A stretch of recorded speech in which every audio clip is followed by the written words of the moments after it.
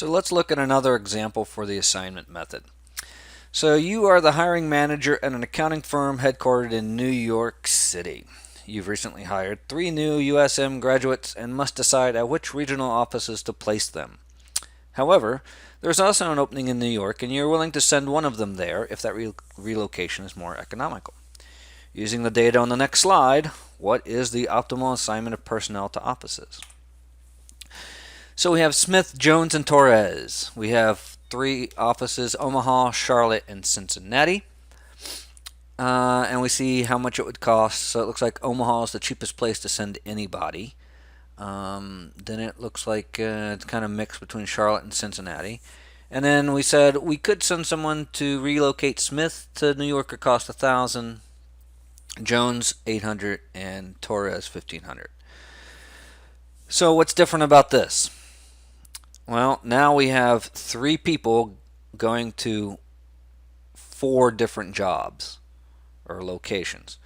So what does that mean? Can we still use the assignment method? Before we said it had to be a strict 1-to-1 mapping. Sure, why not? What that means is that one of the 4 locations will not receive a person to go there. So we have more locations, jobs, than we have people. So what do?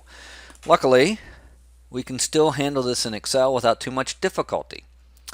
So what we need to do is go back to our Excel. We need to add a column and then change some of the equality signs to something else. So let's take a look at how to do that. So in our second worksheet here, we have, I changed, offices. We have 4 offices. So I added a column, is what I've done.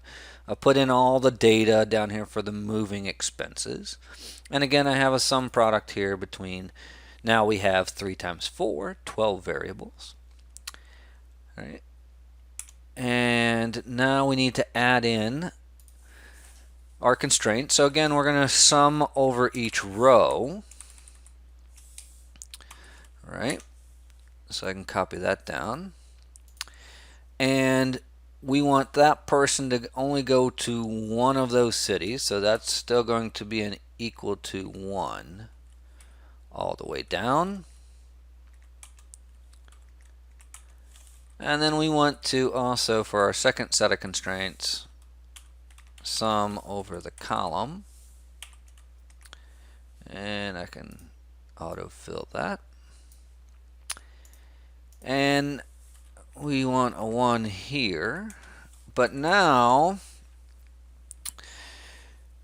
because one of the locations will not receive a person, we will have to say these are now going to be less than or equal to 1 because one of the locations will be a 0. So now we have our basis to go into the solver dialog box. So I'm going to click on J3, click solver, set the objective J3, minimize, because again we're dealing with cost, by changing, we have these 12 cells. Subject to the constraints, we have F3 through F5 is equal to 1. Click add, and then for the second set we have B6 through E6 less than or equal to row 8. Click OK, and make unconstrained variables non-negative, simplex LP. And again, I'm not going to put the binary restrictions on there and hope that I get a good answer or get binary variables. Click solve, and it's saying yay, we found a solution. Click OK. And we see that the answer it's coming up with is $2,400 to move those 3 people. So who goes where? So who gets to go to Omaha? Lucky Torres. She was not too happy about that move, by the way. Charlotte gets Smith. And then Jones goes to New York, which means Cincinnati does not get anybody. Right? We can tell that by seeing that there's all zeros here. So we can still handle an unbalanced problem in the assignment method by changing our constraints.